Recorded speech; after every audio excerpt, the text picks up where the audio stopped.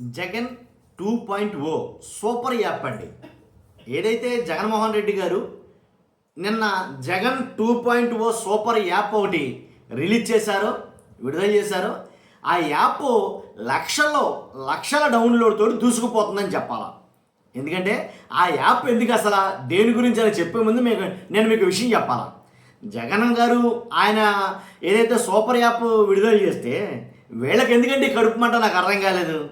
వాస్తవంగా అయితే కనుక ఇప్పుడు టీడీపీ వాళ్ళది టీడీపీ ఒక మై టీడీపీ పార్టీ ఏదో యాప్ ఒకటి ఉంది. అలా కొన్ని యాప్లు ఉన్నాయి వాళ్ళకి కూడా. ఇప్పుడు ఏబిఎన్ వెంకటకృష్ణ గారు కావచ్చు, తర్వాత మహాన్యూస్ వంశీ గారు కావచ్చు, టీవీ5 మూర్తి గారు కావచ్చు, సాంబార్ గారు కావచ్చు, ఏం మోసం చేసేదామని యాప్ ఇలా రకరకాల తమ్నైలు పెట్టి మరో మోసానికి తెరతీస్తున్నాడని జగన్మోహన్ రెడ్డి గారు మరో కొత్త నాటకం అంట ఈ సూపర్ యాప్ అనేది. ఇలాగ తమ్నైల్స్ అయితే పెడుతున్నారు. ఇప్పుడు కాస్తో కూస్తో భయపడాల్సి వస్తే కనుక ఎవరు భయపడాలి, ఎవరు మాట్లాడాలి? ఏదైతే అధికార పక్షంలో ఇప్పుడు ఉన్నారో చంద్రబాబు నాయుడు గారు కావచ్చు, పవన్ కళ్యాణ్ గారు కావచ్చు, కూటమి దీని గురించి మాట్లాడాల్సి వస్తే వేళ మేబీ. ఎందుకని కూటమిలో జరుగుతున్నటువంటి ప్రభుత్వ వైఫల్యాలను ఎండగట్టడం కోసం లేదా ప్రశ్నించడం కోసం ఒక ప్లాట్ఫామ్ కావాలి కాబట్టి అందుకోసం యాప్ని డిజైన్ చేశారు. మరి వీళ్ళకి ఎందుకు బాధ నాకు అర్థం కాల. అసలు దేని గురించి యాప్ ఏంటనేది చెప్తాను. నేను చెప్పే ముందు నాది రిక్వెస్ట్ ఉందండి.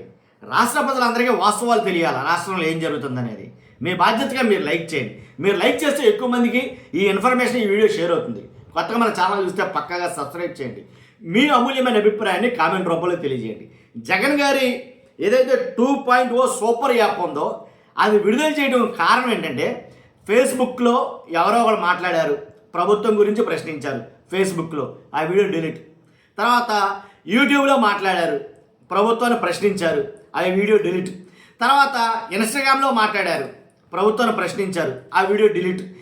తర్వాత ఇంకా దేంటో అసలు ఎలాంటి సోషల్ మీడియా ప్లాట్ఫామ్లో మాట్లాడినా సరే, ఎలాంటి సోషల్ మీడియాలో మాట్లాడినా సరే ఖచ్చితంగా ఆ వీడియోలన్నీ డిలీట్ అయిపోతున్నాయి.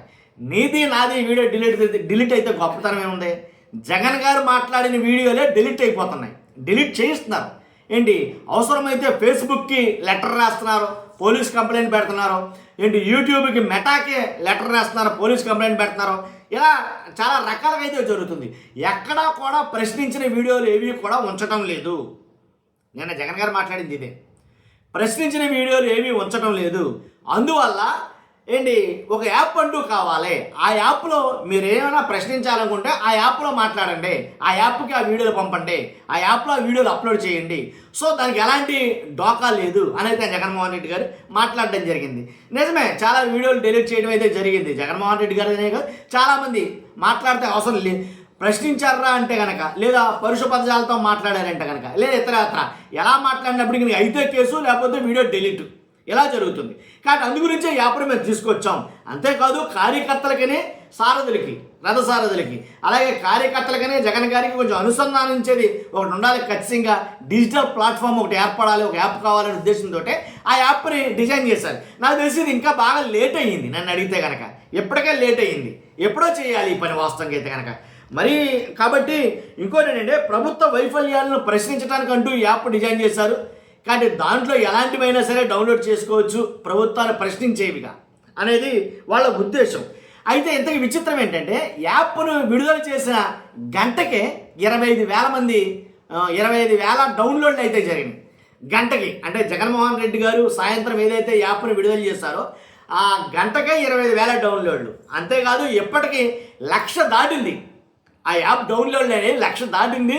లక్షల మీదకు దూసుకుపోతుంది యాప్ డౌన్లోడ్ అనేది. ఇప్పుడు ఆ యాప్ డౌన్లోడ్ చేశారా అంటే కనుక అది జగన్ గారి మీద ఒకటి అభిమానం అయిన ఉండాలి, లేదా కూటమి ప్రభుత్వం మీద వ్యతిరేకత అయి ఉండాలి. దాంట్లో ఎలాంటి సందేహం లేదు. కాబట్టే ఇన్ని లక్షల డౌన్లోడ్ జరుగుతుంది. అసలు జస్ట్ అంటే 12 గంటల గడవక ముందే 1,00,000 డౌన్లోడ్లు దాటేసిందంటే ఒక 2-3 డేస్లో ఎన్ని లక్షల డౌన్లోడ్లు దాటుతుందో అనేది చాలామంది మాట్లాడుకుంటున్నారు దీని మీద. అంటే విశేషమైనటువంటి స్పందన లభిస్తుంది ప్రజలలో. అందుకనే జగన్మోహన్ రెడ్డి గారు వాళ్ళు వీళ్ళు లేదు, పార్టీలకు సంబంధం లేదు, ఎవరైనా సరే ప్రభుత్వాన్ని ప్రశ్నించాలనుకుంటే కనుక ఆ యాప్ను డౌన్లోడ్ చేసుకుని మీరు వీడియో డౌన్లోడ్ చేయొచ్చు అనేది మాట్లాడుతున్నారు.